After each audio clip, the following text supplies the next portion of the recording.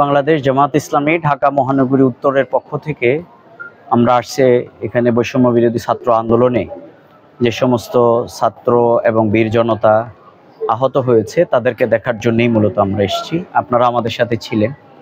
এখানে প্রত্যেকটা রোগী কিন্তু গুলিবিদ্ধ এবং এটা ভাষায় আসলে বর্ণনা করার মতো না। এখানে ছাত্র যেমনি আছে তেমনি রিকশাওয়ালা শ্রমিকরাও কিন্তু আছে।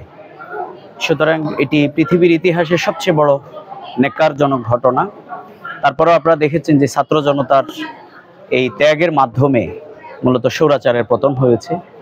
আমরা মনে করি এই ছাত্র জনতার তারা জাতীয় বীর, আমরা তাদেরকে স্যালিউট জানাই এবং সাথে সাথে আমাদের প্রত্যাশার জায়গা আমাদের আমিরে জামাত ডক্টর শফিকুর রহমান তিনি আমাদেরকে নির্দেশ দিয়েছেন যে যারাই শহীদ এবং আহত, আমরা বাংলাদেশ জামাত ইসলামের পক্ষ থেকে আমরা শহীদ পরিবারকে নগদ অর্থ প্রদান করছি এবং আজকে আহতদেরকেও তাদের চিকিৎসার খোঁজখবরের পাশাপাশি আমরা আমাদের পক্ষ থেকে নগদ অর্থ দিচ্ছি।